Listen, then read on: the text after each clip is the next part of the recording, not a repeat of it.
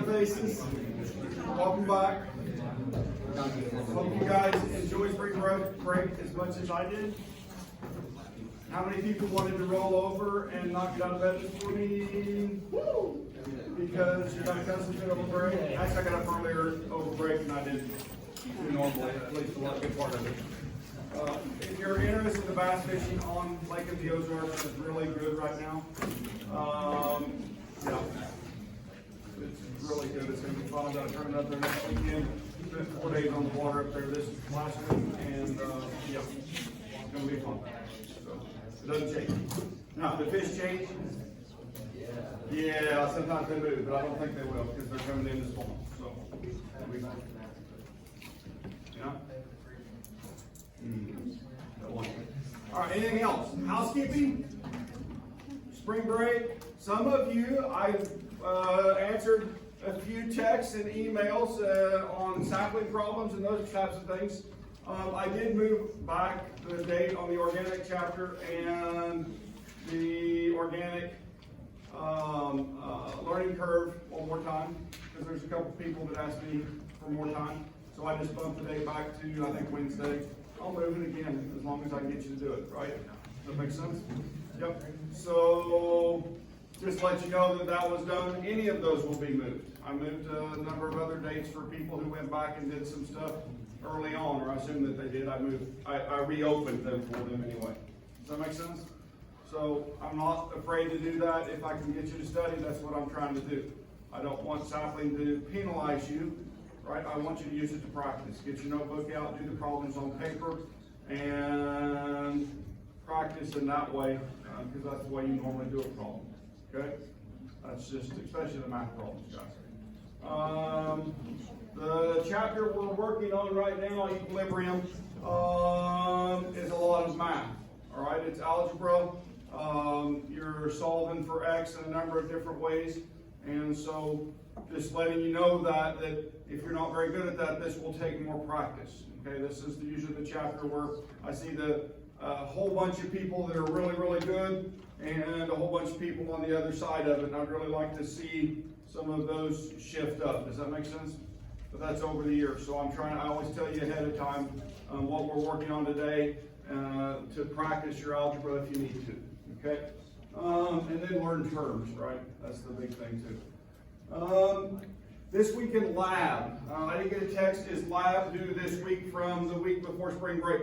Officially it's due. If you need another day, I'll give that to you if you procrastinated that, okay? And have other things that you need to do. And no, we don't have a lab due. We're not going to do a new lab this week. We're working on a lab. We have lab this week. This should be set aside for you to do analysis on your phosphate project, okay? And we have next week also, if you have more samples that you need to run, but also to get together and write, okay?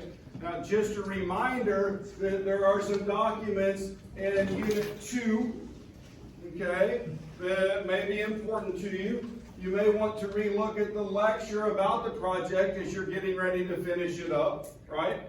And then there's a document called How to Write a Laboratory Report, because I'm asking you to write a full laboratory report for this lab, right? You guys with me? And so those two documents become important in finishing this out. And so I just wanted to remind you that those are there. Cool? Yeah? All right. Formatting for the report will be found in there. You can actually take that document and it will have an abstract. It will have an introduction and so on, and you can actually use the format right off the document, cut out what's there, and put in your material. Does that make sense? Does that save you time? Absolutely. Okay? And then at the bottom it tells you specifically how I want the references done. Okay? It tells you that I want you to superscript the first time you use a reference at the end of the sentence which you use that in. It will be a 1 for the first one, right? And then I'll go back down and on EndNote I'll put a 1 and I'll do the reference in the proper format, right? You guys with me? And then the next reference I'll use a 2 unless I do what? If I reuse 1, can I use 1 again? Yeah, throughout the entire document, okay?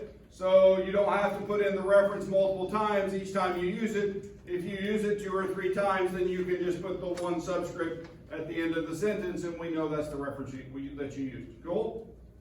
All right. Anything else on that? This Friday, what are we expecting? Quiz, right? And so that'll be over what we get done in equilibrium and then kinetics, right? So kinetics and equilibrium. And yeah, so we get to go how fast and how far. Interesting concepts. All right, so we'll discuss that more. Any other housekeeping items? I have a question. Yeah. What was the biggest fish you caught this week? Or 5 pounds even. So, and then I had another one that came off. It was just bigger. We saw him out of the water. And then I had a 4.5. I had a number over 3. Almost all of them on a white spinnerbait. So, yeah. That's a fun bite. Do what? What'd you say? We were talking about our fish that we caught this weekend. Did you catch some nice ones? Well, One fish. we were rounding up to 5. On Friday, my best 5 would have weighed 15 pounds, probably. And yesterday, I could have done the same, but we left at noon, so. Yeah. Or I think I could. I mean, you never catch a big 5 pounder every time, though. Yeah. All right. This is the slide we ended on, and I kind of hurried this, and I want to do it again. Can I do that? Yeah. Would you guys let me? Yeah. So this is the auto ionization of water, and so it's showing a reaction up there. H2O plus H2O goes to H3O and OH minus. I want you to know that technically this isn't the same thing, but it's accepted by almost every chemist that I know. Okay? I'm going to rewrite that sentence as H2O is in equilibrium with H plus OH minus, where the H plus represents the hydronium ion, right? You guys with me? And then this is the hydroxide ion. And so that hydronium ion H plus or H3O plus, which is realistically what happens in an aqueous solution. That free H plus is seeking electrons, and so it finds one of the lone pairs on the oxygen and it goes in and grabs hold of it. Does that make sense? And so technically that's more correct. There's a higher concentration of that than there is this. Okay, that's the predominant species. Now, I'm going to ask a question right now. This number represents how much of these ions form, okay, in terms of concentration and molarity. All right, or we can use that to find that, okay? And in fact, we're going to. And so if I am looking at these, right, and it auto-ionizes into that, then I can write an expression, right? And the expression in this case is Kw, okay? And Kw equals, well, it has a numerical value, 1 times 10 to the minus 14 at standard temperature pressure. Okay, you guys with me on that? Okay, if I change that, then that value changes slightly. Okay, and so, and then this is equal to products over reactants. You guys remember that, right? So we were doing that last time. We were doing products over reactants. So what are my products? H plus times OH minus. Cool? You guys with me? And so from this value, then I can predict what the equilibrium concentrations of these two will be, okay, without any outside influence. Now, in the real world, is there outside influence? Yeah. In fact, right now I'm breathing, right? You guys with me? And my breath contains a molecule, it's called CO2, carbon dioxide. And so carbon dioxide loves water. And so it will move from the atmosphere in equilibrium with the water, and when it goes in, it forms carbonic acid. And when it forms carbonic acid, then it deprotonates and it lowers the pH. Okay? So if I take water that's been in exchange with the atmosphere, it will contain some CO2, and because of that, the pH will be more acidic. Unless there's other molecules in there which can buffer that, like carbonate, which can then take those to form bicarbonate. And so there's a whole bunch of equilibriums going on. You guys with me? Okay? And so we're going to learn the basics of equilibrium and learn how those things all affect, well, other equilibriums. Cool? All right. Now, what we're going to do here, if I take one water molecule and disassociate it, all right, how many hydrogen ions will I have? If I have one of these, how many of these will I have? One. And if I have one of these, how many of these will I have? One. Okay, you guys with me? So it falls apart into two. This is showing up here, right, where I have two H2Os going to H3O, plus I still have one, right? You guys catch that? Is that weird anomaly the way with that extra H2O? And then the one OH minus. So it still comes up to be the same expression. Okay? Now, with that being said, if I substitute, right, well, wait a minute. At equilibrium, then the concentrations without any outside influence should be what? Equal, shouldn't they? Because it's a one-for-one relationship, right? You guys with me? So then I substitute mathematically an X right here. Yeah, so if I do that, then this is equal to this, then, well, this is equal to X squared. You guys with me? X times X is X squared. And so that means that if I have 1 times 10 to the minus 14, right?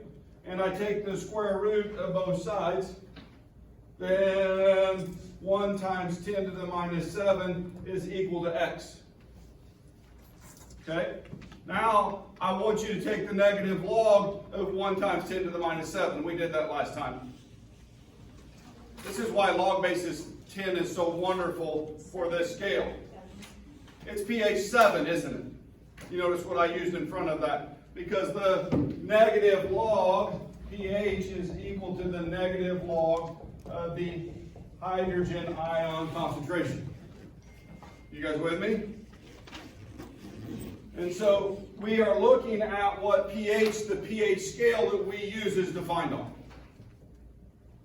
This is the mathematics behind it. So, and the scale runs from 0 to what?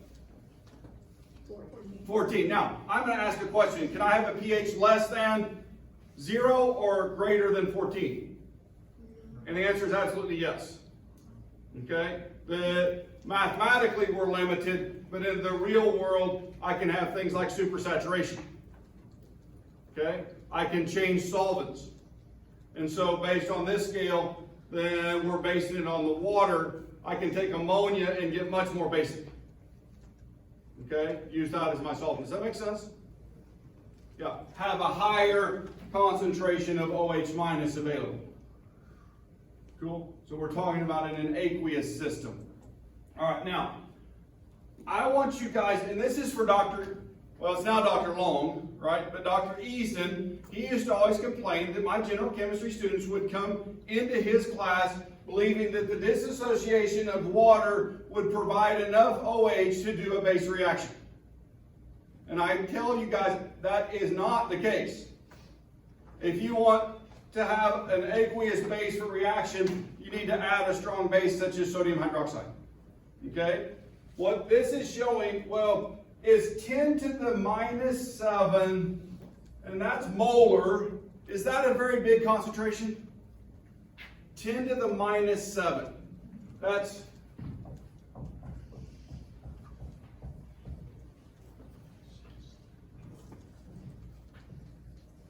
when we're in lab, what concentrations do we work with to do chemistry? From about 0.01 molar to concentrated 12 molar HCl. Right? You guys with me? And so if I'm looking at this, is this a significant amount? No, the small amount here, right, if I went to add that to it, would it change this number at all? No, it wouldn't. So this is not a significant amount. So I want you to know that what we're talking about is a very, very, very small amount. Okay, everybody got that? Yeah, it's really important that you to see that. All right. Now, so a couple other questions that are related to this. If I do the negative log of 10 to the minus 7, we said that that is equal to 7, right? You guys with me? Have you guys ever heard of the POH?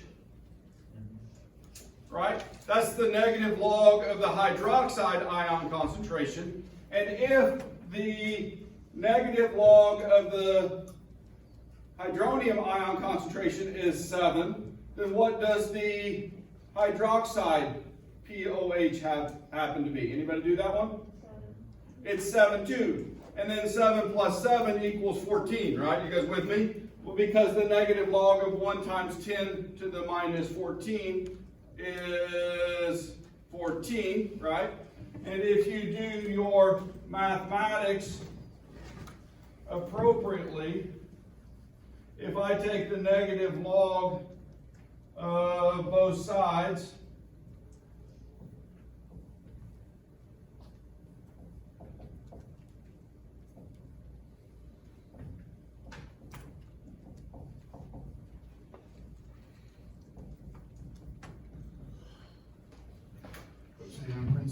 if I do this, right, you guys with me? And I algebraically solve this, we know that this is 1 times 10 to the minus 14, you guys with me? And so this is 14 equals the negative log of the H plus concentration plus the negative log of the OH minus concentration. So if you'll remember your algebra, right? And it looks like that. Or you could restate this. What is the substitution for negative log? What's the variable or symbol that we use for that? Has anybody figured that out yet? No? Negative log is P. Right? And so this is the pH, negative log of the hydrogen ion concentration, plus the POH. This marker, I just shoved the tip back inside the plastic, trying to get it to right.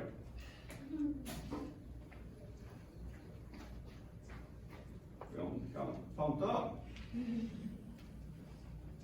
All that casting this weekend, right? So anyway, have I harped on this too long? So that means if I know the pH, and the pH is 3, what's the POH? 11, because 11 plus 3 is 14, right? You guys with me? I just did algebra in my head, okay? It's pretty simple algebra. If the pH were 11, then what would the POH be? 3, okay? You guys see the convenience of that, right? I always call this the concentration for biologists.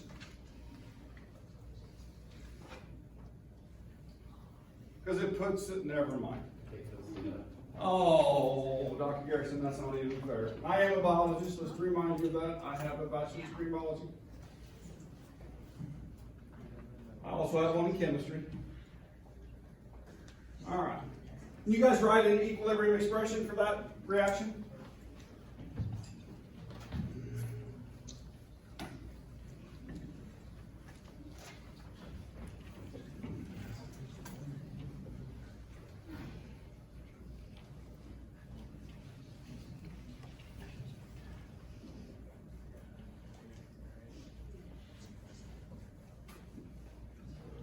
Products over reactants.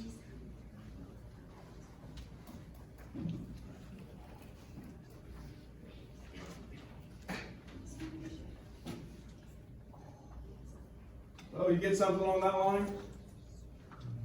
So concentration of NO, right? And then why is it squared?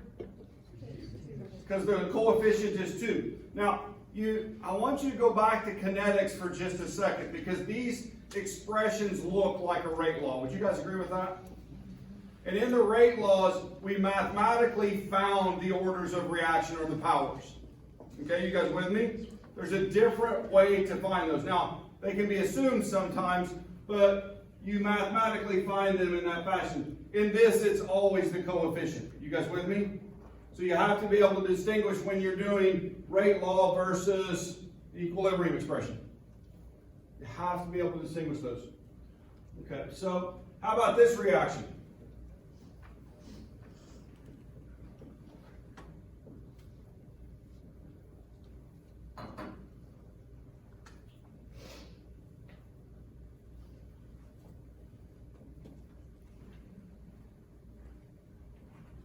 So it's a different reaction, right? This is a stepwise process, okay? Now, have we added reactions together before? Yeah. Can you add reactions together and do equilibrium calculations in the same fashion? And the answer is yes, okay? So this is a stepwise equilibrium, and so mathematically we can combine these, okay? So you should have an equilibrium expression for the second one that looks like this, okay? Now, to combine them in terms of the reactions, then we put a line and we would add down to get to the new reaction, right? What do we do with the equilibrium expressions?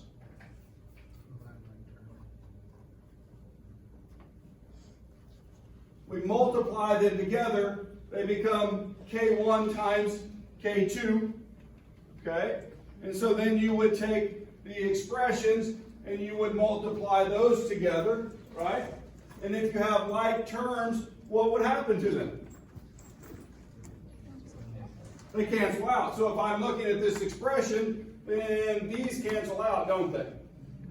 Right? And then when we combine these two, yeah, there's two of those, and so those would become combined, so that would be squared for the oxygen. Right? There's two of them that participate. All right? And in fact, then, if I look, we'll go ahead and write an equilibrium expression for that reaction.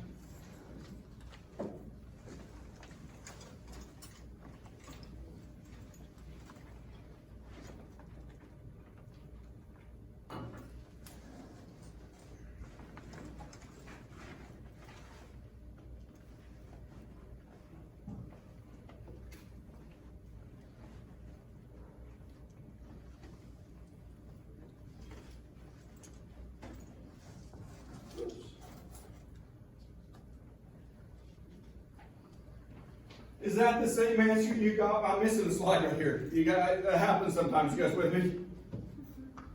I deleted a slide.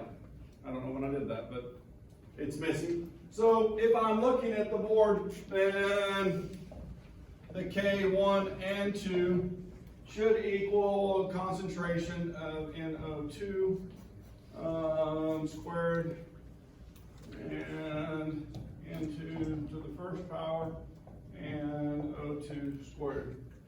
So either route, I get there. Now, this is advantageous because sometimes we have the equilibrium constant for one or two of those reactions, but we don't have them for all three. You guys with me? And so it allows us to mathematically find one that we don't have a literature value for. Cool? You guys with me? And it really works that way in equilibrium chemistry. So it allows us to do multi-step processes and so on, where we have those reactions known. Questions on that?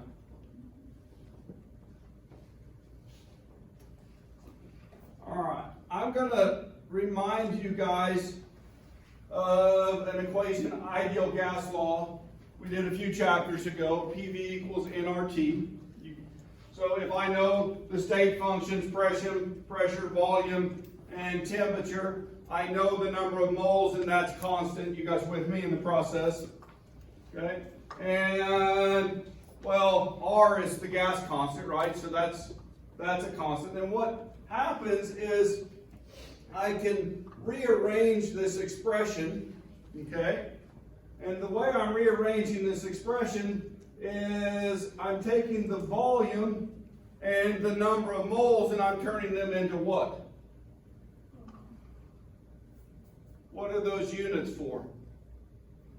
Moles per liter. You guys catch that? So I rearranged this expression to get it to moles per liter, and then if, well, Dalton's law applies here if I have multiple gases present, and if you'll remember that each gas at its pressure, if it's acting ideal, represents a piece of the whole, right?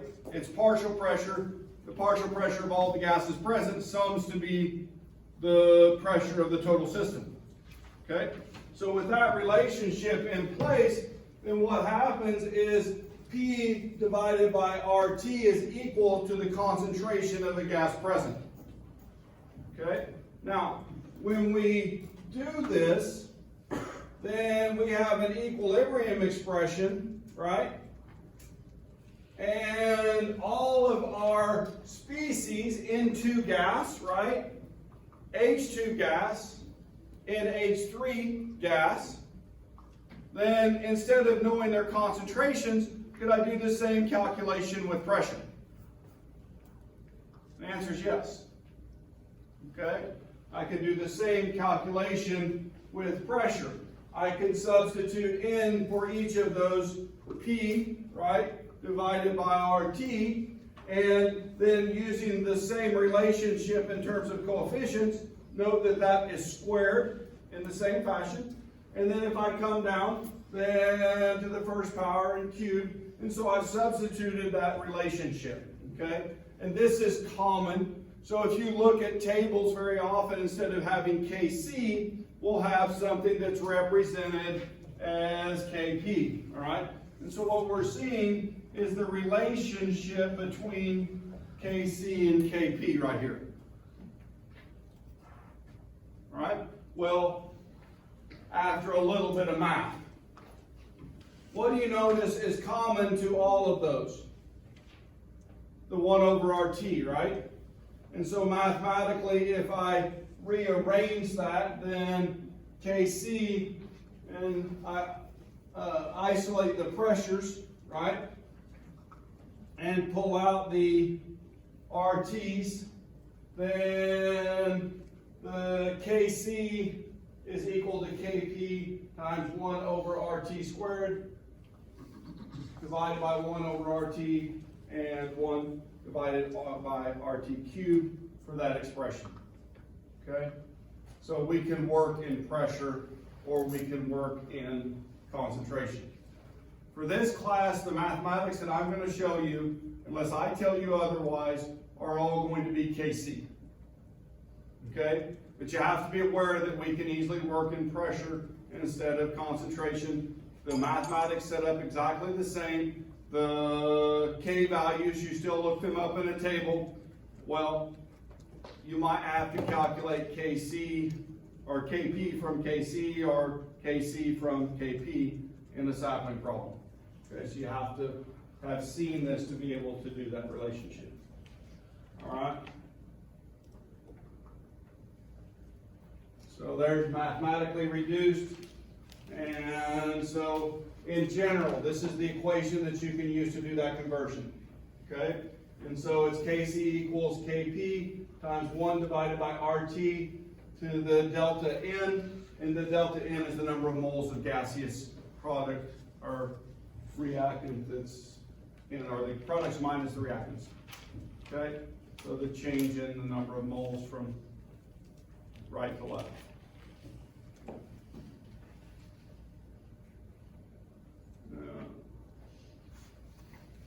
It's algebra and knowledge, but that's the expression that you would want if you see that. Now, I want to show you something that's really interesting. In most cases, this is a table with both Kc and Kp on it for different reactions. And so if we're looking up here, then for the sulfur oxygen reaction to sulfur dioxide, then we see that they're equal in value. Okay? Now, I have a question. This is 10 to the 52nd power. All right? Is that product favored or reactant favored?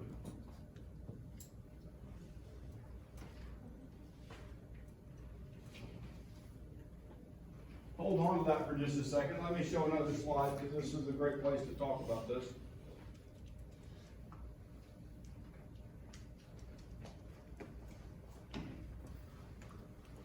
So when K is much, much greater than 1, right, the reaction is very product favored. Okay? Now, what does it mean to be product favored? What is an equilibrium expression when we're talking about it? It's products, the concentration of products divided by the concentration of reactants. Right? You guys with me?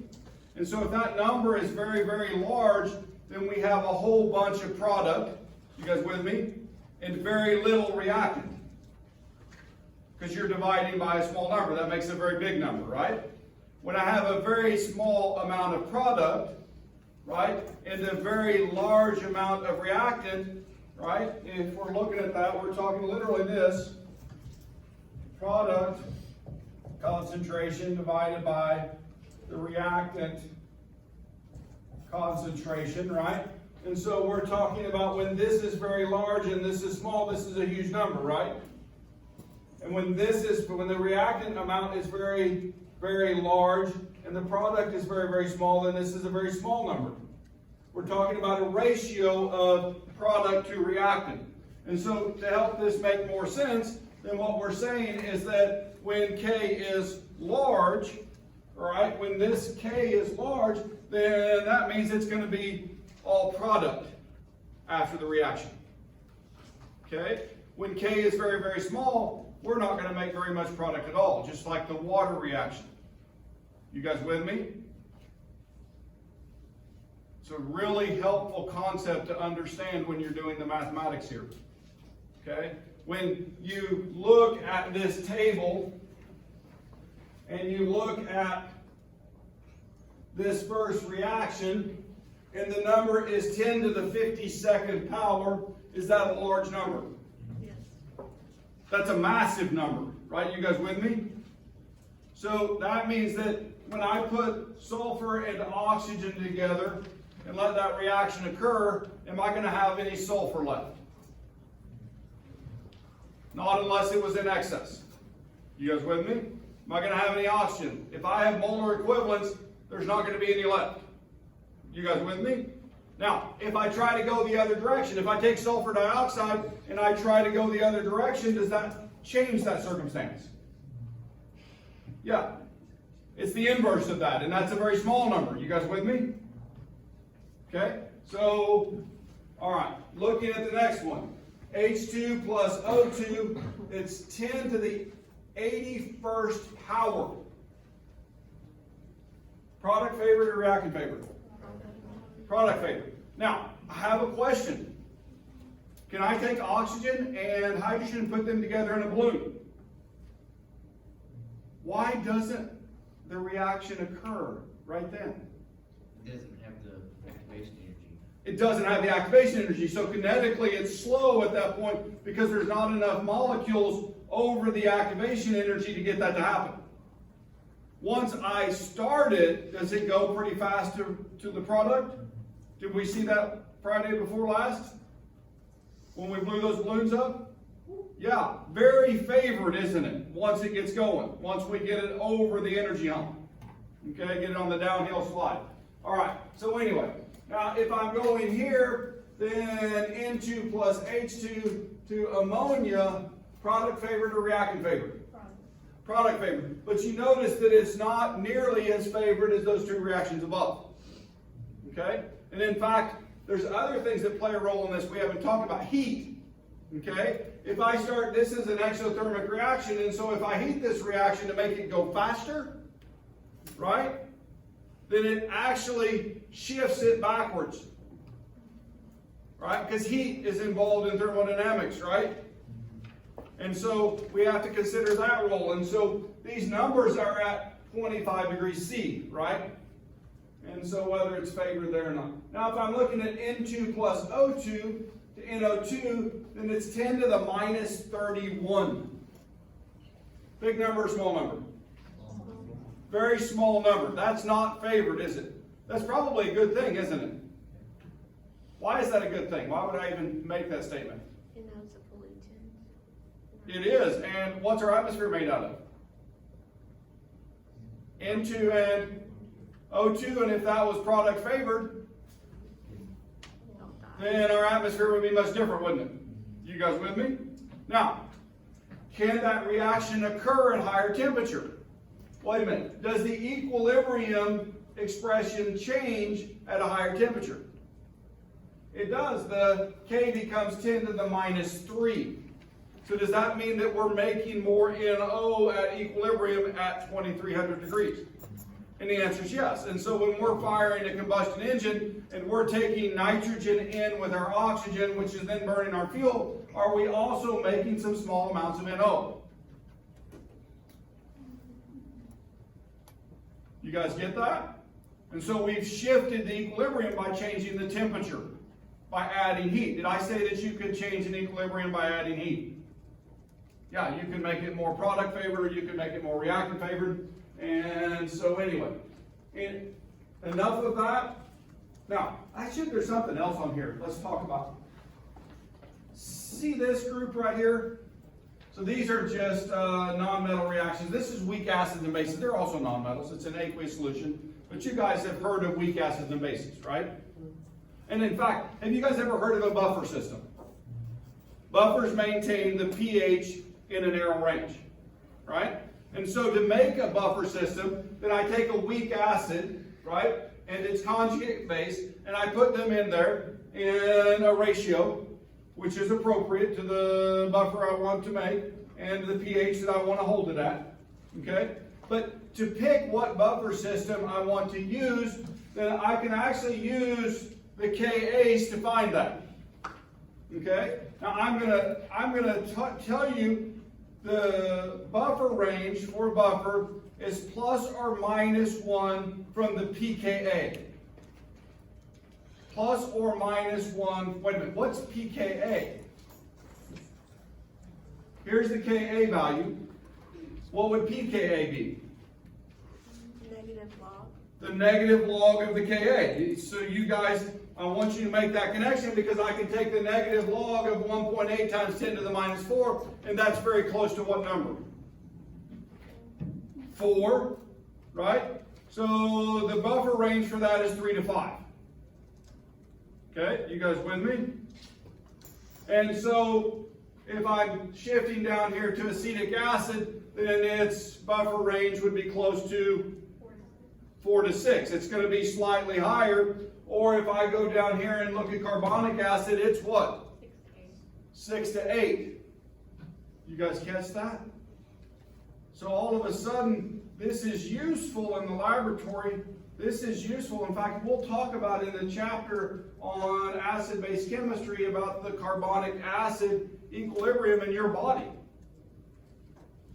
You guys realize that we have a CO2 oxygen system, and that for our oxygen to CO2 to exchange in muscle, then that pH from that buffering is highly critical. And when you become anaerobic instead of aerobic, what does your body make? Lactic acid. Why does it make lactic acid? Because it's trying to get more oxygen, and the hemoglobin in more acidic conditions releases the oxygen. It's an equilibrium, like we're talking about right now. Cool? All right, so fun stuff, in my opinion. All right, we also are going to look at, and we've used the carbonate equilibrium in lab. Not carbonate, but the calcium hydroxide. Isn't that what we used for the KSP? Is that what you're working on right now? Yeah, this is the same mathematics. Products over reactants. Now, what do we remember about pure solids and liquids in these expressions? Let's do a reminder on that. They fall out. Isn't that the best way to say it? Yeah.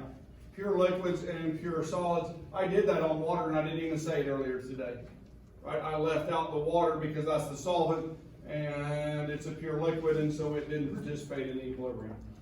I should have said that. Dr. Garrison, you failed there. All right.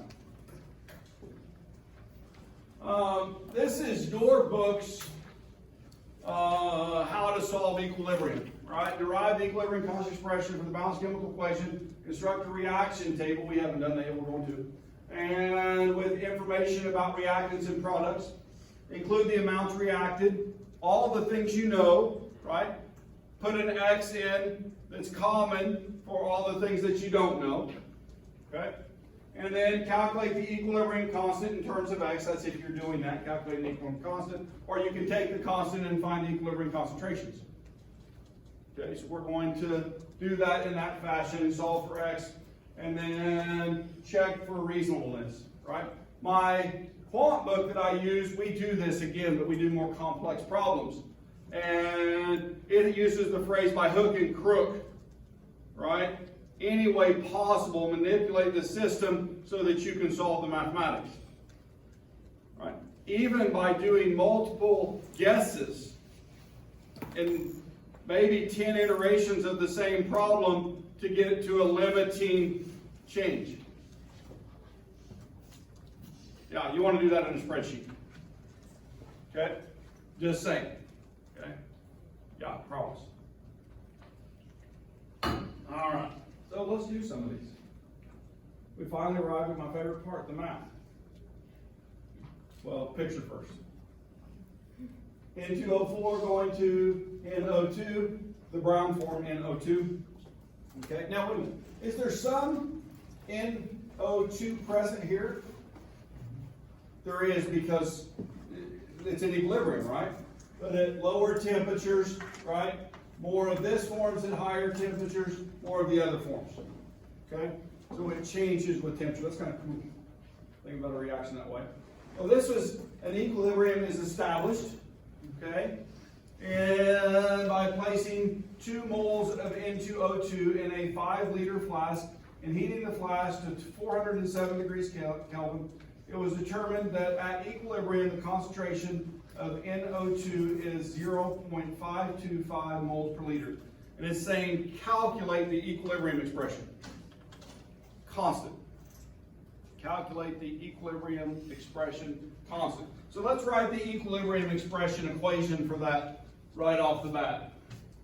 What we had the reaction on the previous slide. I think if I click once, it'll go up there too. Remember, it's product over reactant. And yeah, there's the reaction. So write our expression from that.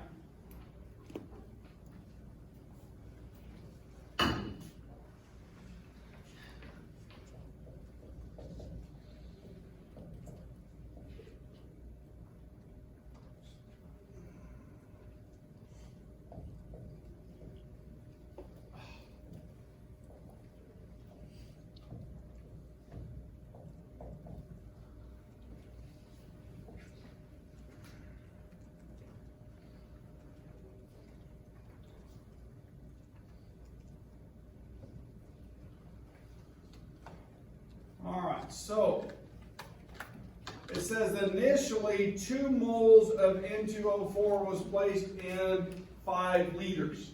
What's that telling you right there? The starting amount of material. You guys with me? It's giving you the starting amount of material. And so that is what?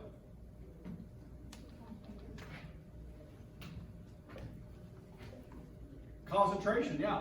You guys going to calculate that too for me?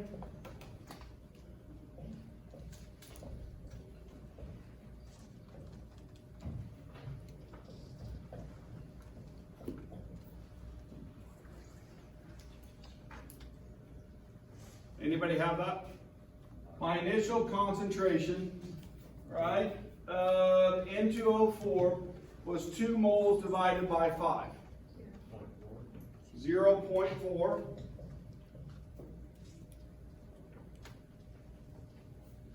Right? And in fact, my initial concentration of the NO2 is what?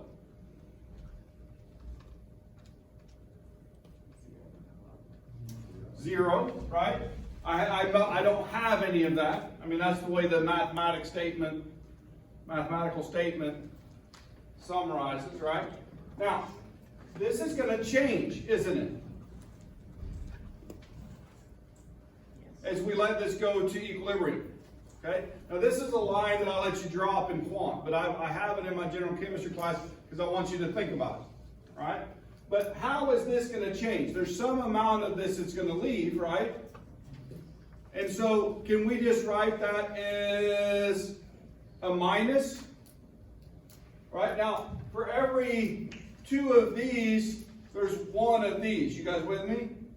So if I write it as minus 1/2 x, right, then that's accounting I'm going to lose half as much as I'm going to gain here. What am I gaining here? Plus x, right?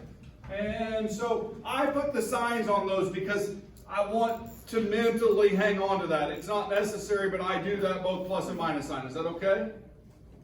All right? And now what's going to happen in terms of this relationship, then at equilibrium, this concentration is going to be 0.4, right, minus 1/2 x, right? And then what's this going to be? X. Now, mathematically, can we solve this? And the answer is yes, because there's another piece up there. What's the other piece? It actually defines x equals 0.525, doesn't it? So that means that I can mathematically solve this as 0.4 minus 1/2 of 0.528, and this is 0.525.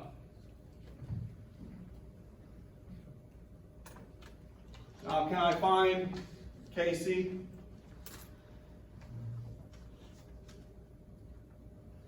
Yeah, because I have the concentration of NO2, it is 0.525 squared and divided by 0.4 minus 1/2, 0.528.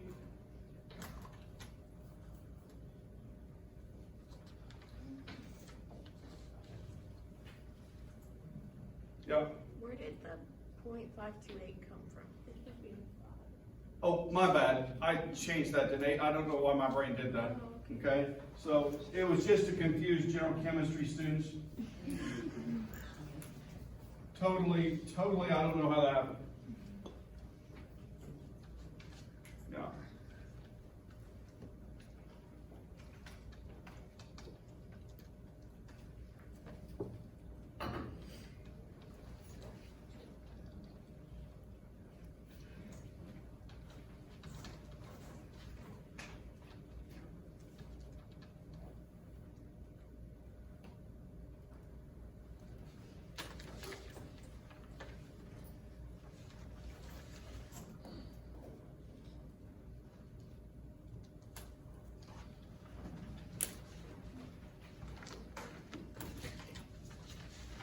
So the equilibrium constant is equal to 2.00. Fun? I think so. They're like little puzzles to me. Okay? And then they get patterns and you get really quick out of them and those types of things, right? So anyway, I'm out of time. So I will let you guys go for today. And I'll just put the reminder of the equilibrium expression. Is this expression product favored or reactant favored? Product favored.